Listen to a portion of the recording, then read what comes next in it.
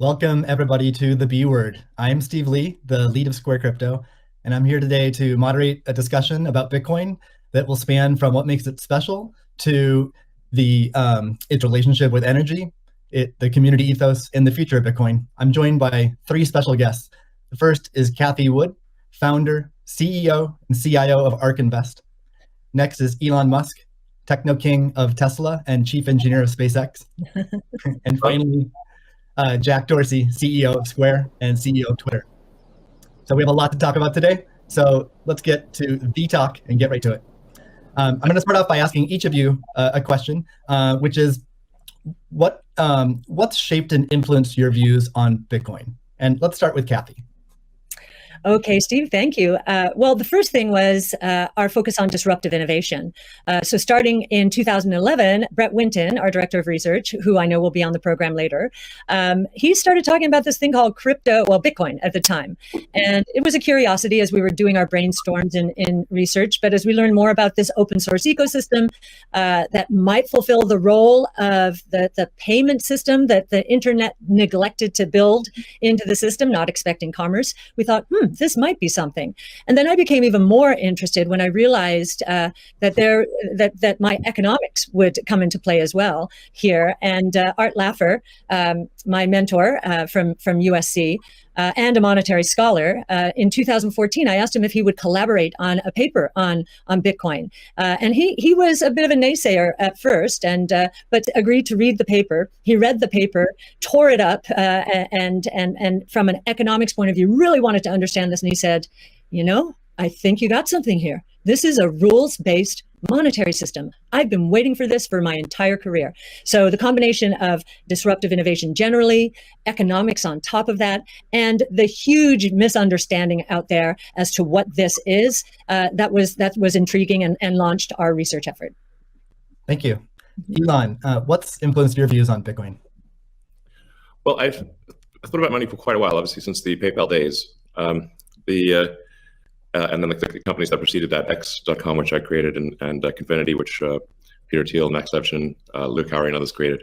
We combined the companies and made PayPal. So I've been thinking about money for a long time. And really, it's best to think of money as an information system, primarily an information system for labor allocation. And for practical purposes, it exists in a series of heterogeneous databases, very different databases in bank mainframes around the world. It moves quite slowly in reality. It seems to move fast sometimes, and it does with PayPal, which is real time. But the vast majority of the systems out there are batch processing. So the actual reconciliation may take 1 to 5 business days, sometimes longer. And you have the ACH system, which is ancient and still in operation, which is allows transfers effectively like a check would be an ACH transfer, but it's not secure. And you've got the credit card systems, which are also not secure. It'd be like handing your username and password to a stranger in a restaurant if you buy a meal. So there's definitely an opportunity for something that is better from an information theory standpoint. So and there you can think of like data on a network, I think, is the way to view it. What has the most throughput? What has the least error? What drops the fewest packets? Fraud, for example, being a source of error. And government interference in currencies being a source of error. But it's fundamentally an information system. So I think it makes sense to support something that improves the quality of information with which we conduct the economy. And Bitcoin is a candidate for that. It is, I think, some things, and it's obviously it's evolving, and there are additional things like Lightning being done on top of Bitcoin. But Bitcoin per se is mostly solving for scarcity. Or rather, solving for essentially having no throat to choke, decentralized. So there's no one who can be coerced in any way to empty their Bitcoin account. Well, I guess they could technically buy it on an individual basis, but the system as a whole cannot. And it has an open ledger, which is also quite good. But transaction volume is low. Transaction cost is high. And usability for the average person is not yet very good, but it has a lot of potential. And I should say that, I'm not, and I apologize for taking a long time, but there certainly is a lot to say. In general, I'm a supporter of Bitcoin and the idea of cryptocurrency in general. But as I said publicly, we need to watch out for crypto taking, especially Bitcoin, using proof of work to maybe use energy that's maybe a bit too much and not necessarily good for the environment. So, but on balance, I support Bitcoin, and I'm not an investor. The only publicly traded stock I own is Tesla, and the only significant thing I own outside of Tesla is my SpaceX stock that could help create both companies. So, but apart from that, I do own Bitcoin, and Tesla owns Bitcoin, SpaceX owns Bitcoin, and I do personally own a bit of Ethereum and Dogecoin, of course. So. Okay, great, thank you. And we'll get into some of those issues in more depth as well. Jack, how about you? What shaped your views of Bitcoin? The network and the community. It's deeply principled. It's weird as hell. It's always evolving, and it just reminded me of the internet when I was a kid. And I encountered alt cypherpunks when I was fairly young, and this was a topic of discussion for years. I didn't touch it until 2008 when we started Square. Elon and teams at X and PayPal inspired a lot of what we were trying to do, trying to bring it more to a physical world. But we encountered this crazy predatory system that was slow, that was obtuse. And I think, one of the things that we tried to do, which X and PayPal also tried to do, is build an abstraction layer around this complication and around this predatory nature that the financial industry can tend to be, and make it work for people. But when I saw Bitcoin in 2009, you see a chance to replace the whole foundation. And everything that Elon was talking about in terms of ACH and the credit card networks were built with very different agendas in a very different time frame. And it's crazy that they still exist, and they have scaled, but they just are not relevant to today. And they're certainly not relevant to the future, especially when you consider the entire world and countries like Nigeria or Ghana or India, and its interconnection with countries like the United States and Canada and all over Europe. So what really drove my thinking and drives my passion around it is, like, if the internet gets a chance to get a native currency, what will that be? And to me, it's Bitcoin because of those principles, because of that creation story, because of its resilience, because of the number of tests it's been. But what inspires me the most is just the community driving it. It just reminds me of the early internet. It's the only reason that I have a career, because I learned so much from people like who are building Bitcoin today. And I continue to learn in that sense, and I'm so grateful for it. So that's a good segue into the next question I'd like to ask you, Jack, is you said before that Bitcoin changes everything. Can you speak more to that? Well, I just think that a lot of what we experience in life, when you really get down to the foundation, a lot of our monetary policies, a lot of our monetary systems cause so much distraction and so much cost. And when you get to a system where you have the potential for people to truly own it, they can verify it themselves. You don't have to have trust going in. You don't have to trust it at all. You can verify it through source code or whatever your appetite is. And that any particular person can help drive the future of it. And at the same time, it's not controlled by any state. It's not controlled by any bank. It's not controlled by any corporation.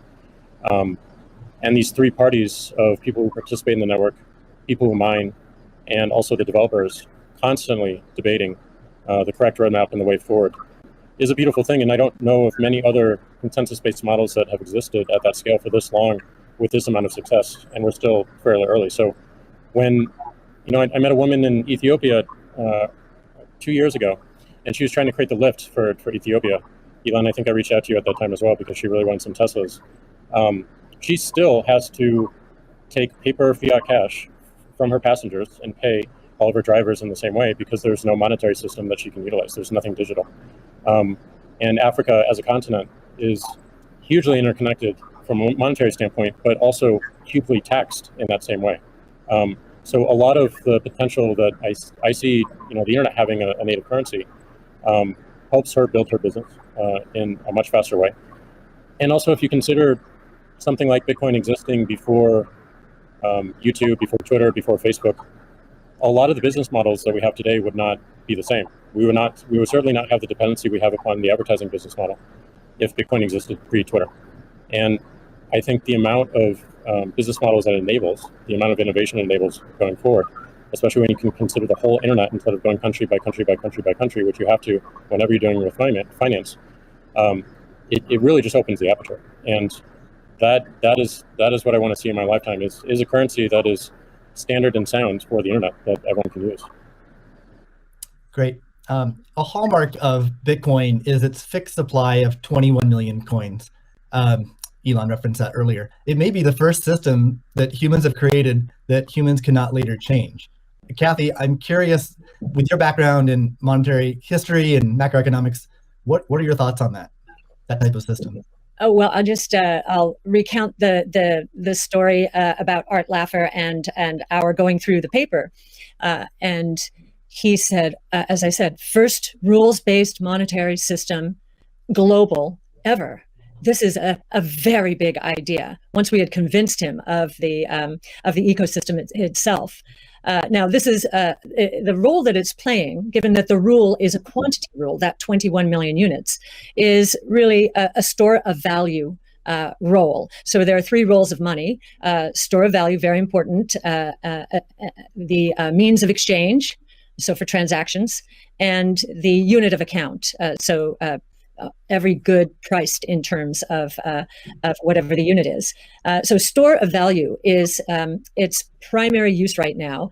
The others exist. Unit of account, reserve currency of the crypto asset ecosystem. That's being seeded a little bit towards stable coins right now. But the store of value is a very big role. And means of exchange with apps built on top of the Bitcoin blockchain, we think is going to become more of a reality. Right now, high value transactions take place over Bitcoin, and that is a very useful role. So we look at those, and I remember saying to Art, how big could this be? And he said, well, how big is the US monetary base? Well, today it's $8 trillion. $8 trillion. At the time we were talking, it was $4 trillion.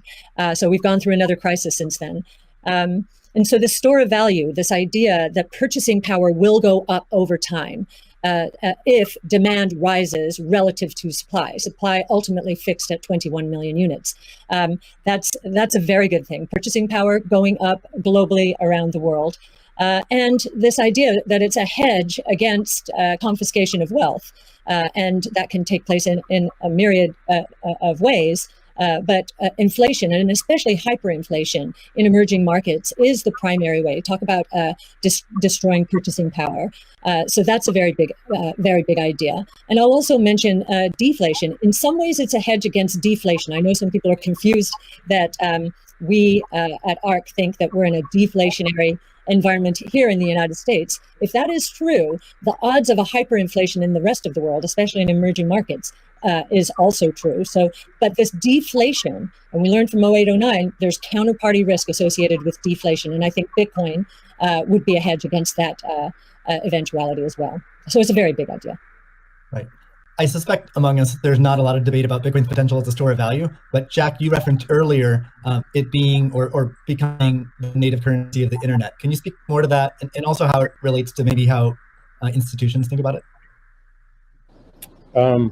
Yeah, I mean, like just simple example, if I happen to be in Ghana and my family's in Nigeria, currently I can take anywhere from, and I need to send money back, anywhere from 10 to 30% off the top just to send that money back. Whereas if you just focus on the worldwide remittance problem, Bitcoin solves so many of those problems today instantly without having to go through any intermediaries or any slowness or complicated systems that a corporation or a state created. So I think having sound money that is separate from the state is the idea.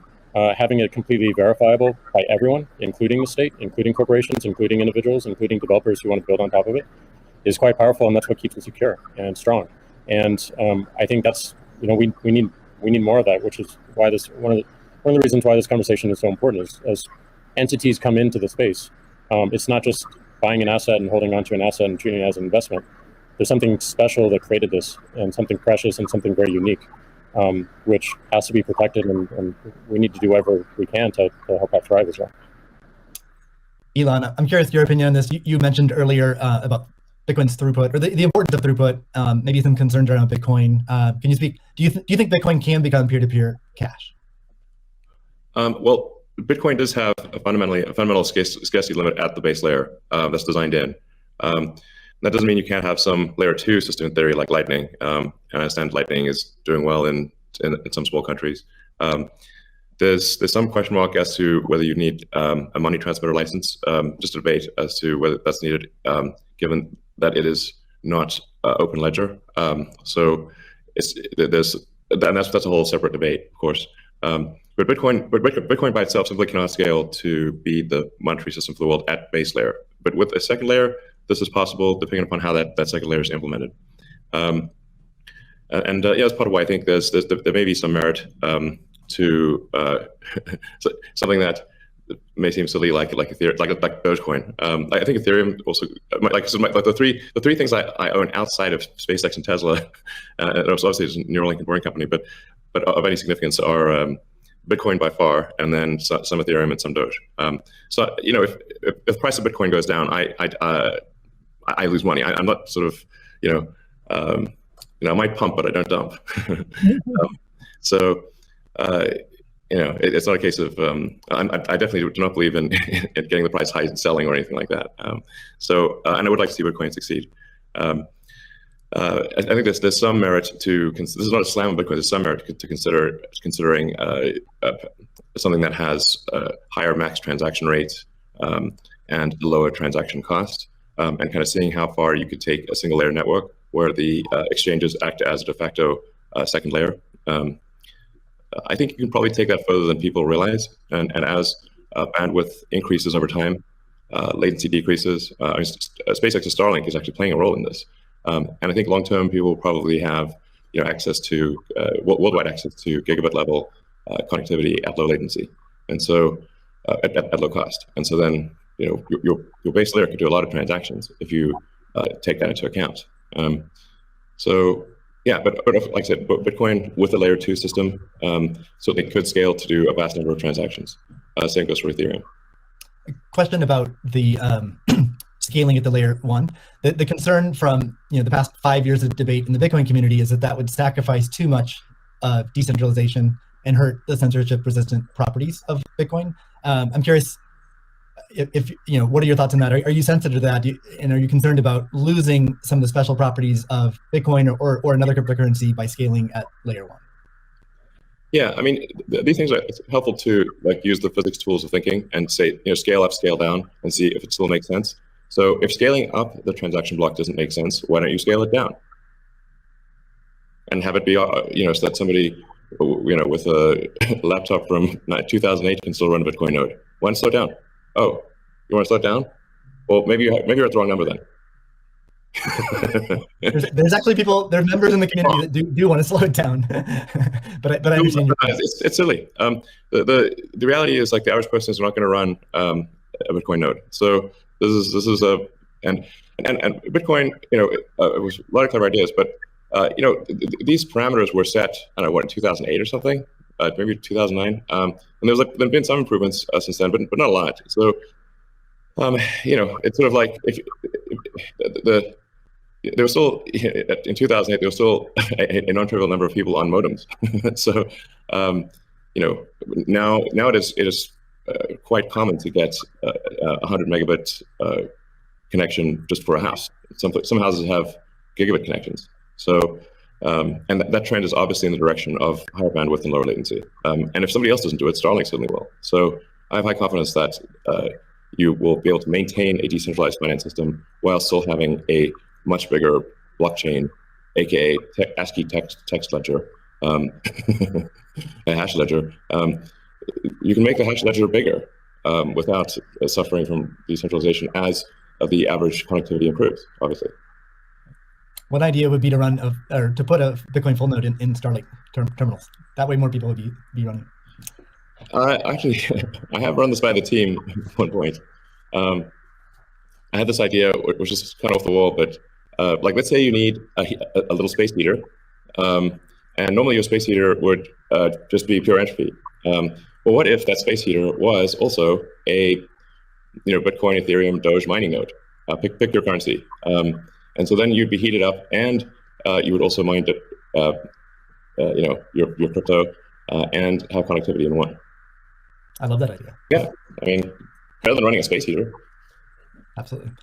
Are there any other so you're drawn to Dogecoin a little bit. Are there any other gaps in Bitcoin that you see that cause you to be drawn towards Dogecoin? Oh, I think, I mean, I think there's Doge has the Doge community, I think, is somewhat irreverent, obviously, and has great memes and loves dogs, and I love dogs and memes, and it doesn't take itself too seriously, and I think there's Occam's razor, which is the simplest answer is the most likely. It's a summary of Occam's razor. The simplest answer is the most likely one. Then there's a friend of mine came up with a variant on that the most ironic outcome is the most likely one. And then I have a variant on that, which is the most entertaining outcome is the most likely one.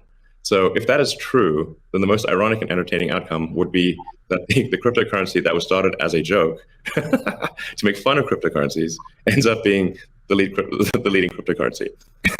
That would be the most ironic outcome. Jack, what are your thoughts on that? Is Bitcoin resilient enough to overcome that? I think it's resilient, but also I think like you find, I mean, that's what attracts me to Bitcoin in the first place is the irreverence. A lot of that just brings it forward, and at first go it makes it a little bit inaccessible, but as people get into it, it makes it more accessible and more spreadable. And I absolutely think the resilience is there. I think it's important to have fun as well. And anyway folks can express themselves. I think that goes back to the main idea of like how do we create a native currency for the internet? Anything that goes towards that path, like that's whatever wackiness or fun we can have along the way. That's going to make it a lot more enjoyable, and it's going to make a lot more people want to use it. I'd also point out there's nothing stopping someone from creating a Bitcoin wallet that's like fun and has memes, has dogs. That's possible as well. Great. Let's move on. Right now at this point. Let's move on to the next topic, which is Bitcoin and energy. It's a really hot topic that lots of people are talking about. Let's start with Elon. You've been vocal on this. You've said that. I mean, you said many things about it. You've also said that Tesla will resume payments in Bitcoin payments if the renewable energy is approximately 50% and sort of looks like it's on a positive future trend. What do you think the state of things are with respect to that? Yeah, so I do think that there appears to be a positive trend in the energy usage of Bitcoin. Actually, part of this is due to the drop in Bitcoin price. What I observed, or what I thought I was seeing, there may be some disagreements on this, but from when Tesla announced that it had acquired Bitcoin and was doing Bitcoin transactions, there was a massive run-up in the Bitcoin price, and also a massive increase in the amount of energy used to mine Bitcoin. And I think I understand renewable energy quite a bit. I mean, Tesla does solar and interacts with a lot of wind generation through our mega pack, because basically need to store energy from wind and from solar. So we're pretty plugged into the renewable energy industry. And there was just no way that you could basically double or triple the amount of energy in such a short period of time with renewables. You could shovel coal that fast. And so I was like, look, this is too sketchy. Tesla's mission is accelerating the advent of sustainable energy. We can't be the company that does that and also not do appropriate diligence on the energy usage of Bitcoin. So all I did was I said, look, we're going to suspend Bitcoin transactions for now. We're not selling any Bitcoin, nor am I selling anything personally, or nor is SpaceX selling any Bitcoin. Again, I want to emphasize SpaceX, Tesla, and I own Bitcoin. I also own a little bit of Ethereum and Doge, but the companies just own Bitcoin, and the Bitcoin that I own is worth much more than the Ethereum or Doge. So clearly, if I'm, if these actions negatively affect me financially, if I was clearly financially motivated, then I would not express this reticence about Bitcoin energy usage.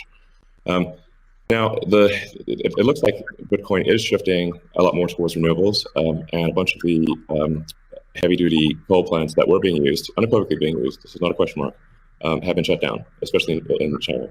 So I think it's probably, we want to do a little bit more diligence to confirm that the percentage of renewable energy usage is most likely sort of at or above 50%. And that there is a trend towards increasing that number, and if so, then Tesla will resume Bitcoin, accepting Bitcoin. So I think we want to just do a little bit more diligence, and I think, but most likely the answer is that Tesla would resume accepting Bitcoin. Most likely. That's good to hear. I would agree with that. Kathy? Yeah, may I ask a question? Elon, I'm not quite sure if you saw the paper that Square and ARK did together on making Bitcoin mining a part of a utility, a broad-based utility ecosystem, whereby, the overage from sunshine or wind powers the Bitcoin mining machine, thereby enabling the proliferation of renewables to a much faster extent or at a faster rate than otherwise would be the case. What do you think of that? Well, the problem is that in order to operate so-called mining or hashing rigs, in order to operate a bunch of hashing rigs, effectively, you have to run them 24/7, which means you need base load. You can do that with solar and wind plus battery, but if you only did it based on solar wind overage, your hashing regularization would be much less. So you'd be at a disadvantage. Sure. Hydro or geothermal are great as renewable means. I'm also pro-nuclear. I think modern nuclear power plants are safe, contrary to what people may think. I really think it's possible to make very, very extremely safe nuclear. I'm talking about fission. You don't need fusion. And then, of course, fusion. You just got that big fusion reactor in the sky called the sun. It comes up every day. But I think a combination of solar and wind plus stationary storage will get you that base load so you can run hashing 24/7. Jack, I'm curious, you've stated that Bitcoin incentivizes renewable energy. That's what we're talking about now. Do you have any additional thoughts on that? Yeah, I mean, everything that Elon said and Kathy mentioned, but it's also incentivizing a lot of innovation in just energy space and just like looking at unused energy. There's a company called Great American Mining that caps the methane flares on oil fields to power their rigs. And you just imagine, and you mentioned nuclear, Elon, as well, and just imagine all the unused energy that is just being wasted every single day. And being able to get that energy and converting it into a secure, sound money system for the planet feels like a worthy trade-off. And that's the sort of incentive that I think is most powerful, is like, how do we reuse what is being currently just dumped on the ground and wasted and not considered, and how do we do that at scale? And I think that's a bigger conversation that I think is missing. But I agree with everything that Elon has said, and also the paper we put forth. I'm curious if any of you have thoughts on how what the industry can do to accelerate the transition to renewable energy. And like Elon specifically, could Tesla Energy or Starlink play a role? Well, I think Tesla can play a role. Tesla's literal reason for existence. The reason I've put so much of my life energy into Tesla, which is a lot. In fact, I would say that I've had some pretty tough life experiences, and Tesla is responsible for probably 2/3 of all personal and professional pain combined. Just to give you a sense of perspective there. So this is a hella hard situation. But we do solar, commercial solar retrofit, as well as the solar roof, and we make consumer battery packs called Powerwall for houses and small businesses, and then the utility scale, which are gigantic. These we've done now a number of gigawatt hour installations. That's a lot. That's a lot. And a lot of them actually have been for load leveling the grid. Mostly they are, and combined with the first really big one we did, which is 100 megawatt installation in Australia. That's actually helped stabilize a huge portion of the South Australian grid. Because it's able to react so fast. In fact, at first, they've got a billing system in Australia that I think works at the sort of millisecond level, and we were operating at the microsecond level. So the system was operating so fast that the measuring system couldn't see it. But so Tesla's certainly doing a lot to enable renewables, especially wind and solar. And in fact, the limiting factor for us right now is cell production. So we need to both internally get the Tesla internal battery cells produced, as well as increase supply from suppliers. Generally, when I talk to our suppliers, and they say, how many cells would you like? I say, how many cells can you make? Because sometimes they're concerned, is Tesla going to compete with them on cells? I'm like, no. If you want to make the cells, be our guest. It's just that we need a crazy number of batteries, and they need to be done. It also needs to be mined and produced and manufactured in an ethical and environmentally sound way. So, at Tesla, we really do aspire to be the good guys, like, to be a company that people can believe in. That doesn't mean we don't make mistakes, but that's what we try. So, yeah, but I think generally hydro, especially existing hydro, is good for mining. Geothermal, there's lots of places in the world that have geothermal energy. And like I said, nuclear is also good.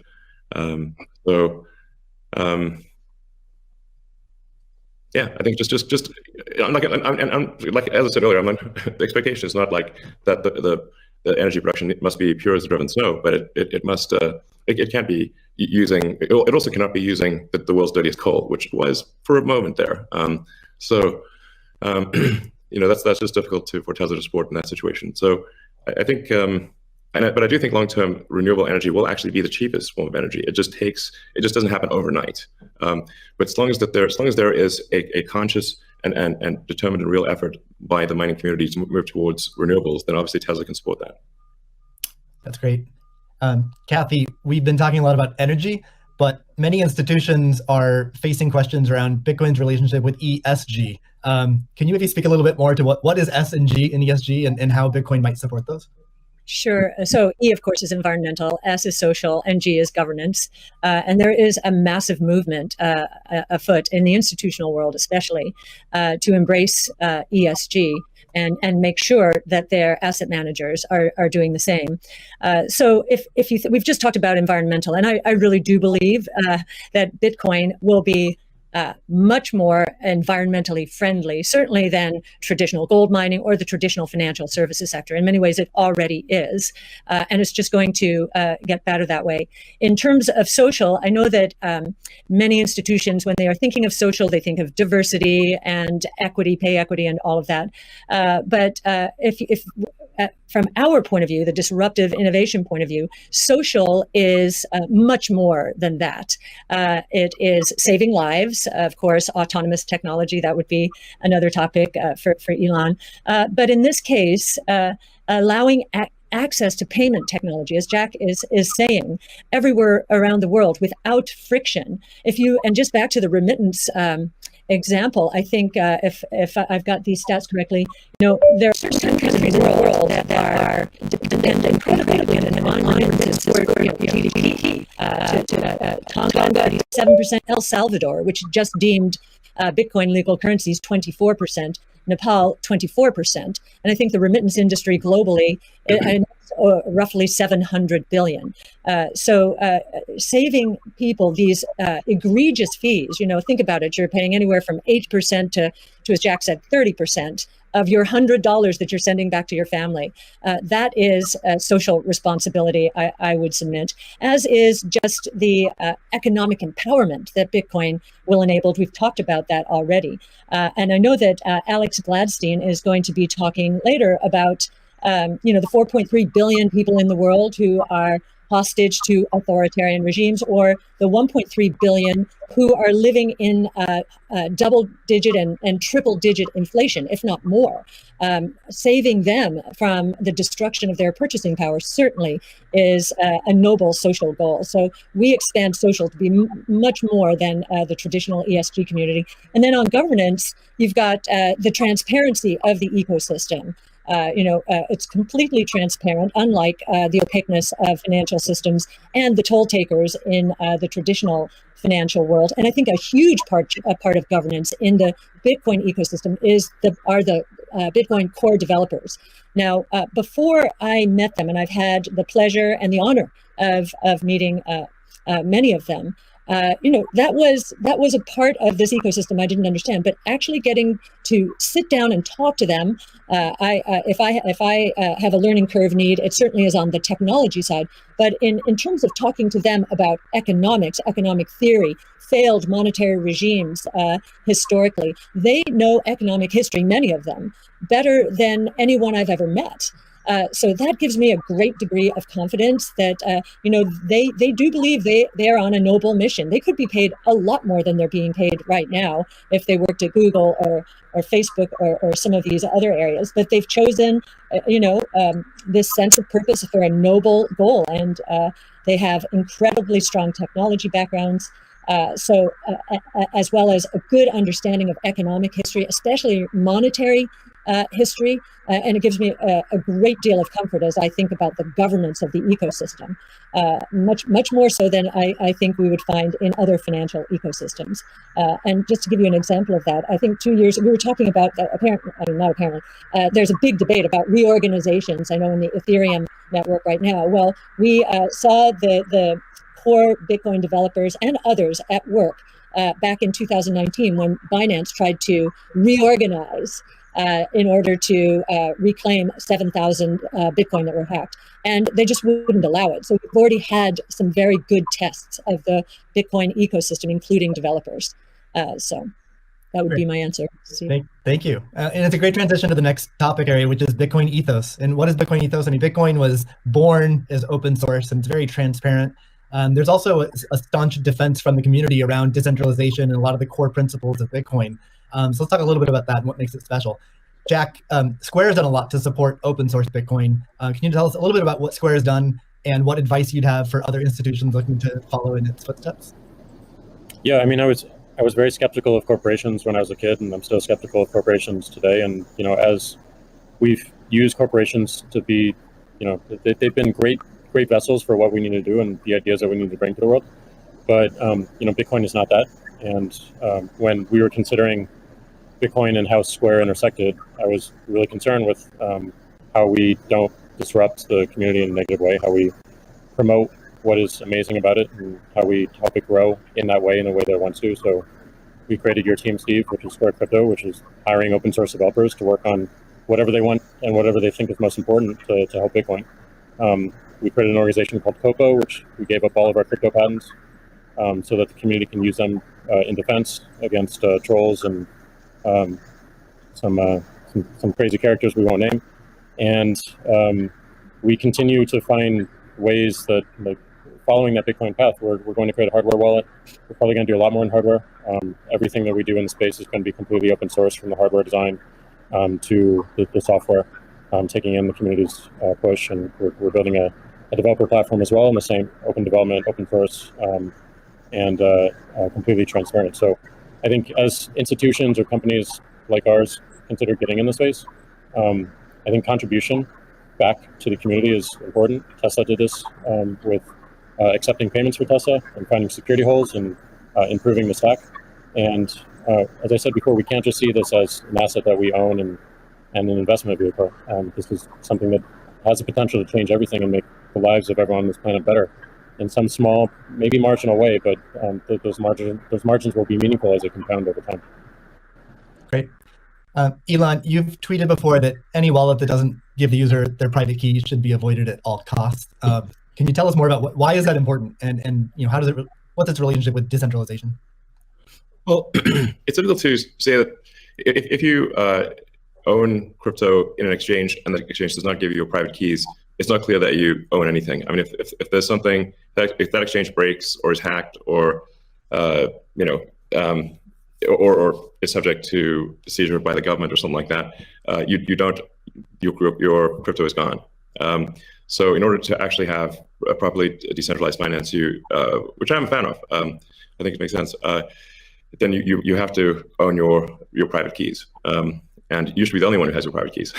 So if you're the only one who has the private keys, then you own it. If someone else has your private keys, effectively they own it too, and the security of your crypto is then dependent upon them or any entity that can affect them.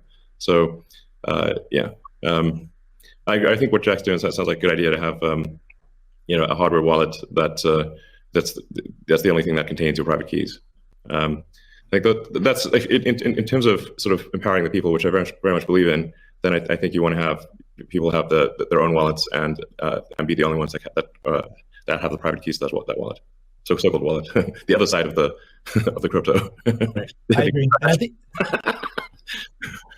I think we'll see an emergence too of new solutions that use multi-sig, like with a 2 or 3 keys, where the user has 2 keys, and then you get assisted custody by having an institution hold a 3rd key. Can be a good solution as well. Yeah. Well, you can just put your private key in something that has dual access or voting access as an application on an existing network. Right. So the Bitcoin community is known for staunchly defending Bitcoin's principles. Sometimes it can be rude and aggressive, but I think what it stems from is just a desire to not have wealthy or powerful people or institutions negatively impacting Bitcoin or sort of changing the rules in favor of them. I'm curious to hear from each of you what role you feel like you and your own institutions, your own companies, what role can you play in Bitcoin, and how do you positively impact it without having these negative drawbacks? Kathy, maybe start with you. Sure.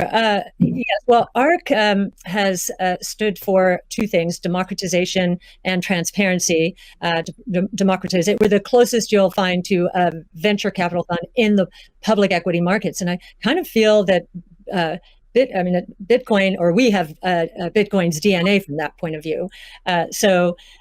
One of the things in terms of democratization is education. We have one of our missions, values, is to educate, and I do believe that that some of Yacine El-Mandra's white papers. Yacine's our lead crypto analyst, who's worked very closely with you, Steve, on this conference, are helping the cause. We've done, and not only for retail investors, we found that we had to do a bit more when it came to institutional investors, just because of the way that they invest and the way they like to receive information. So just like in our investments, we've been the retail community has been more attracted to us first, and now the institutional community is coming along. So I do think our transparency of research, especially in the social world, social media, pushing our research out for free to anyone, is part of our way of helping the community. And I do think encouraging, and this is something that Jack just said,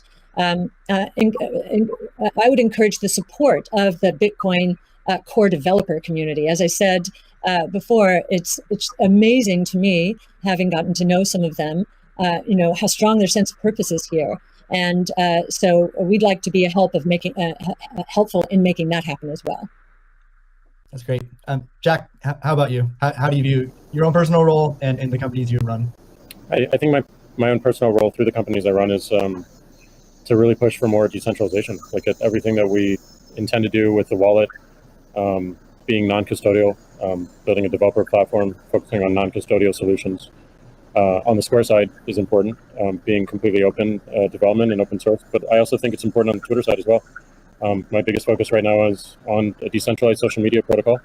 We're calling it Blue Sky. It's super, super early, but we've learned a lot from what makes Bitcoin Bitcoin and why that's important. I've learned a lot in that sense as well. And I think, just continuing to push on that thread and show it with our actions every single day in support of this community that's taught me so much and I think will benefit so many people. That's what I'm focused on. What about letting Twitter advertisers pay in crypto? Yeah,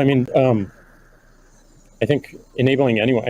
As you know, Elon, if we had Bitcoin or native currency for the internet before Twitter started, it just creates so many different business models that we wouldn't have to be so dependent upon advertising generally. And sure. I do believe that that we have them, any form of payment that they want to use, we should be able to take. So okay. Absolutely, but I'm more focused on how do we create economic incentives in the network itself without having to rely on advertising. Yeah, it's just that the money has to come off of the crypto so-called coins, the hash rings have to come off and get translated into real products and services. So the more sort of off-ramps there are to real products and services, even at the institutional level, although there are certainly many small advertisers on Twitter, it seems like accepting Bitcoin, maybe some other cryptos for advertising payments on Twitter would be supportive of Bitcoin. 100%, and also looking at just general commerce through Twitter itself. Sorry, what, Elon? I was asking Jack if he's going to do it. Oh. Can we get a product announcement today? Elon, how about you? You obviously you're a big personality on Twitter. What are your thoughts on your role and your company's role in Bitcoin and sort of preserving the ethos? I generally think we should do things that benefit the people as a whole and increase the probability that the future is good. So, I think to me it just seems self-evident that we should kind of take these set of actions most likely to make the future good. And I think probably crypto, or at least some of the cryptocurrencies will make the future better, most likely. It's not, I was thinking these things in terms of probabilities, but I think it's probably better for there to be a prosperous Bitcoin, Ethereum, Dogecoin, maybe some others in the future. And I think it can have an empowering effect for individuals, and increase the power of the individual relative to government. And really, if you think of government is just a corporation in the limit. So sometimes some people are like against corporations, but for government. It's like, guys, government is just a corporation in the limit. It's the biggest corporation of all, and it's got a monopoly on violence. So if you don't like corporations, you should really hate government. There you go. All right, we got about we'll try to wrap up in 10 minutes. So let's move on to future of Bitcoin. So Tesla and Square have both put Bitcoin on the balance sheet. Kathy, I'm curious to hear from you. What advice would you have for other institutions looking to put Bitcoin on their balance sheet? Well, I guess the first piece of advice is, just make sure, and I actually learned this after both Square and Tesla put Bitcoin on their balance sheet. The Bitcoin is being treated as an intangible asset. And so we need to get FASB to reconsider this, because with an intangible asset, if the asset goes up in price, it can't be marked up on their books. But if it goes down, it must be marked down. So, there's some asymmetry there, which is, we need to change that given what we believe Bitcoin is. And I do believe I'll harken back to something, well, it was either Elon or Jack said, think about it, you take away the boundaries, the different currencies, just think about how explosive growth could be and how wide reaching taking the friction out of the system could be. So I would encourage corporations to think about that this ability to do business anywhere in the world. Ultimately, obviously, we're paving the way here. That's certainly a consideration. It also will serve as a hedge against inflation, especially, and as I mentioned earlier, there are a lot of emerging markets that are suffering from significant inflation. In other words, the purchasing power of those populations is going down. So they are going to migrate to Bitcoin and other ways to preserve purchasing power.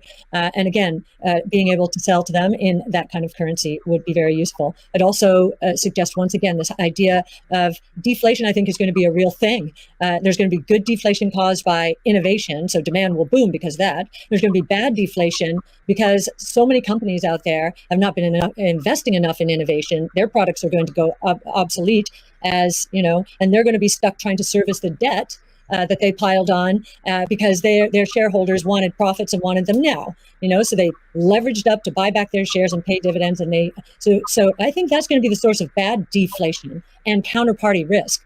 And we learned from 0809 that counterparty risk can be devastating, almost cataclysmic. So a hedge against that as well, I think, would be another reason to do it.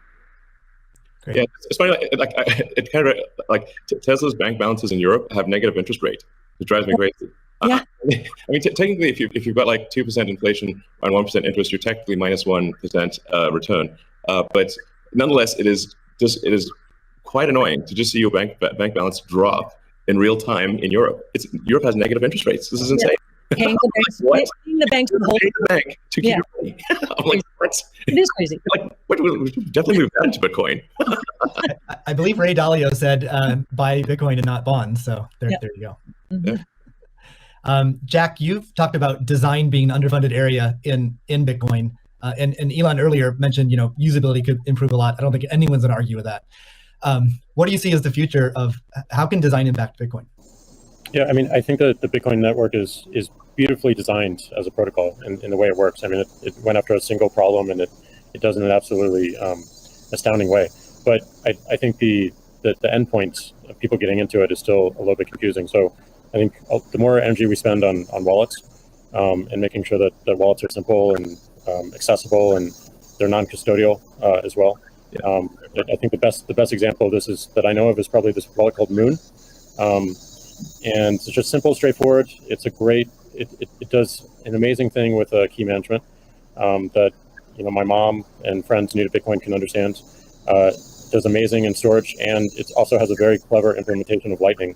so that you can use it in a transactional way without having to think about it, just with QR codes in a way that makes sense. So more work like that, I think, really brings us forward. Great. Let's wrap things up with a final question for each of you. I guess what is your hope for Bitcoin? How it can impact the world? Let's see, Elon, do you want to start with that? So what's your hope? What's your hope for Bitcoin? Well, my hope for I guess crypto in general is that it can improve the efficiency of the information system that we call money. So if the core efficiency of money is improved and money has less error, where, like I said, error is like any kind of government interference or fraud or anything like that, this will naturally lead to basically a better standard of living and more power to the individual, which I very much agree with. Great. Kathy? Yeah, and I would segue from what Elon just said is, money has powerful network effect qualities. And so, we talked about ESG earlier. I think that, of course, that aspiration, having, this money be the best from an ESG point of view, that's really talking about solving some of the world's problems right now, which we definitely want to do. But I also am very excited about this idea of network effect and the convergence of blockchain technology and artificial intelligence from a technology point of view. I think, think about the internet in the earliest days. We couldn't imagine what was going to happen, but the impetus to growth was pretty incredible. So I am looking at this rules-based monetary policy, making for better lives around the world, as we've just said. But I'm also looking at the technology itself and the convergence between blockchain technology and artificial intelligence, to change the world in ways that we cannot imagine right now, solving even more problems, but creating more opportunities as well, which is the history of technology and disruptive innovation. Jack, what's your hope for Bitcoin?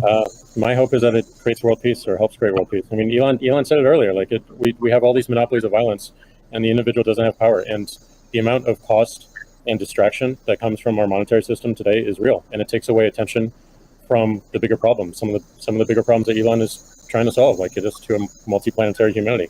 All these distractions that we have to deal with on a daily basis take away from those bigger goals that affect every single person on this planet, increasingly so. So it may sound a little bit ridiculous, but like you fix that foundational level and everything above it improves in such a dramatic way. So it's going to be long term, but my hope is definitely peace. That's fantastic. Well, I'd like to thank all three of you for giving us your time today. It's been a fantastic conversation. Thank you to the audience for tuning in. The B word is not just this discussion, but we have a lineup of incredible speakers and content. So I encourage everyone to check it out. Thank you very much. All right, thanks. Thank you all. Thank you.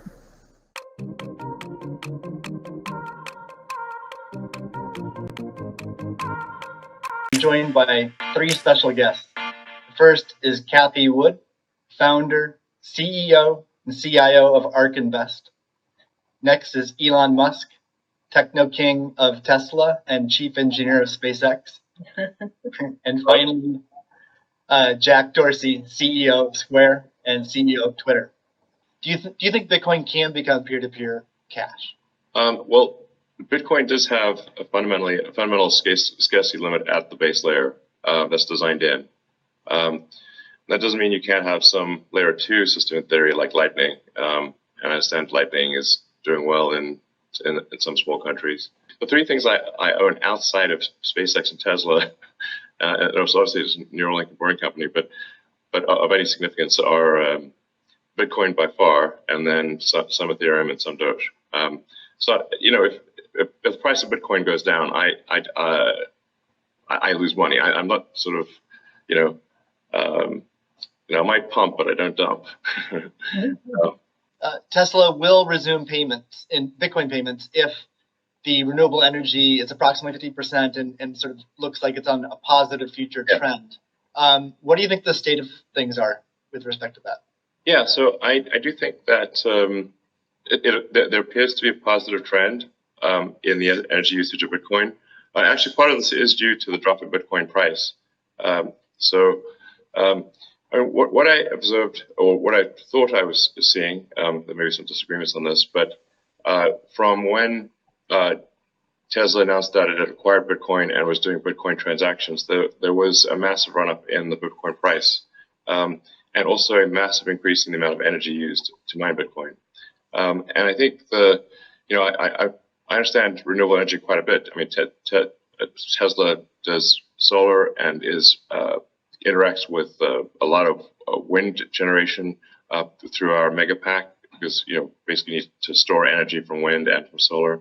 So we're pretty plugged into the renewable energy industry. And there's just no way that you could basically double or triple the amount of energy in such a short period of time with renewables. You could shovel coal that fast. So all I did was I said, look, we're going to suspend Bitcoin transactions for now. We're not selling any Bitcoin, nor am I selling anything personally, or nor is SpaceX selling any Bitcoin. Again, I want to emphasize SpaceX, Tesla, and I own Bitcoin. I also own a little bit of Ethereum and Doge, but the companies just own Bitcoin, and the Bitcoin that I own is worth much more than the Ethereum or Doge. It looks like Bitcoin is shifting a lot more towards renewables, and a bunch of the heavy-duty coal plants that were being used, unequivocally being used, this is not a question mark, have been shut down, especially in China. Elon, I'm not quite sure if you saw the paper that Square and ARK did together on making Bitcoin mining a part of a utility, a broad-based utility ecosystem, whereby, the overage from sunshine or wind powers the Bitcoin mining machine, thereby enabling the proliferation of renewables to a much faster extent, or at a faster rate than otherwise would be the case. What do you think of that? Well, the problem is that in order to operate so-called mining or hashing rigs, in order to operate a bunch of hashing rigs, effectively, you have to run them 24/7, which means you need base load. You can do that with solar and wind plus battery, but if you only did it based on solar wind overage, your hashing rig utilization would be much less, so you'd be at a disadvantage. But I think a combination of solar and wind plus stationary storage will get you that base load, so you can run hashing 24/7. Any of you have thoughts on how what the industry can do to accelerate the transition to renewable energy? And like Elon specifically, could Tesla Energy or Starlink play a role? And a lot of them actually have been for load leveling the grid. Mostly they are, and combined with like the first really big one we did, which is 100 megawatt installation in Australia. That's actually helped stabilize a huge portion of the South Australian grid. Because it's able to react so fast. In fact, at first, because they've got a billing system in Australia that I think works at the sort of millisecond level, and we were operating at the microsecond level. So the system was operating so fast that the measuring system couldn't see it. Jack, Square has done a lot to support open source Bitcoin. Can you tell us a little bit about what Square has done and what advice you'd have for other institutions looking to follow in its footsteps? Yeah, I mean, I was very skeptical of corporations when I was a kid, and I'm still skeptical of corporations today. And as we've used corporations to be, they've been great vessels for what we need to do and the ideas that we need to bring to the world. But Bitcoin is not that. And when we were considering Bitcoin and how Square intersected, I was really concerned with how we don't disrupt the community in a negative way, how we promote what is amazing about it, and how we help it grow in that way, in the way that it wants to. So following that Bitcoin path, we're going to create a hardware wallet. We're probably going to do a lot more in hardware. Everything that we do in the space is going to be completely open source, from the hardware design to the software, taking in the community's push. And we're building a developer platform as well, in the same open development, open source, and completely transparent. So I think as institutions or companies like ours consider getting in the space, I think contribution back to the community is important. Tesla did this with accepting payments for Tesla and finding security holes and improving the stack. And as I said before, we can't just see this as an asset that we own and an investment vehicle. This is something that has the potential to change everything and make the lives of everyone on this planet better in some small, maybe marginal way, but those margins will be meaningful as it compounds over time. Elon, you've tweeted before that any wallet that doesn't give the user their private keys should be avoided at all costs. Can you tell us more about why is that important, and how does what's its relationship with decentralization? Well, it's difficult to say that if you own crypto in an exchange and the exchange does not give you your private keys, it's not clear that you own anything. I mean, if there's something that if that exchange breaks or is hacked or or is subject to seizure by the government or something like that, your crypto is gone. What role you feel like you and your own institutions, your own companies, what role can you play in Bitcoin, and how do you positively impact it without having these negative drawbacks? What about letting Twitter advertisers pay in crypto? Yeah, I mean,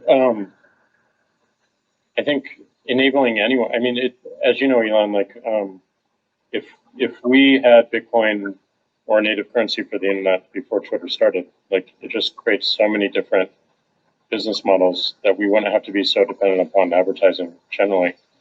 And sure. I do believe that that we have them, any form of payment that they want to use, we should be able to take. So absolutely, but I'm more focused on like how do we create economic incentives in the network itself without having to rely on advertising. Yeah, it's just that the money has to come off of the crypto so-called coins, the hash strings, have to come off and get translated into real products and services. So the more sort of off-ramps there are to real products and services, even at the institutional level, although I mean there are certainly many small advertisers on Twitter, it seems like accepting Bitcoin, maybe some other cryptos for advertising payments on Twitter would be supportive of Bitcoin. Elon, how about you? You obviously you're a big personality on Twitter. What are your thoughts on your role and your company's role in Bitcoin and sort of preserving the ethos? Some of the cryptocurrencies will make the future better, most likely. It's not, I always think of these things in terms of probabilities, but I think it's probably better for there to be a prosperous Bitcoin, Ethereum, Dogecoin, maybe some others in the future, and I think it can have an empowering effect for individuals and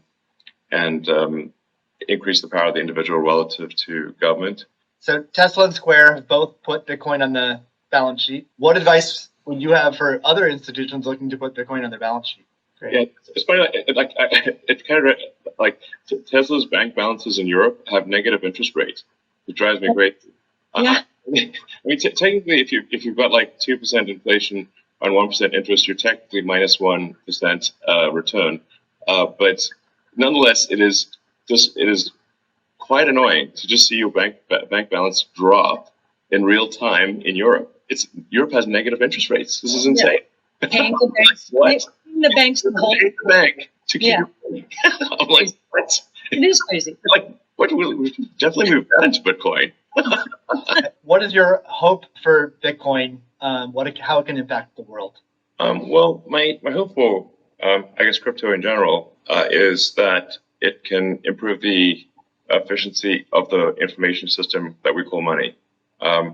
So if the core efficiency of money is improved and and money has less error, where, like I said, error is like in any kind of government interference or fraud or anything like that, this will naturally lead to basically a better standard of living and more power to the individual, which I very much agree with. Thank you very much. All right, thanks. Thank you all. It benefits the entire world. I mean, that is That's what makes it incredible, is like every single person in the world will benefit and get value from utilizing this. And the more accessible we make it, like, you know, just that realization that we finally have a currency that can be traded to any single point on the planet is pretty incredible. And what that enables going forward is mind-blowing. And, you know, I'm going to do everything in my power to make sure that that happens. Yeah, I mean, this concept that Bitcoin is for everyone is, I think, what I want you to go home with. Bitcoin is non-discriminatory. It cannot choose who uses it.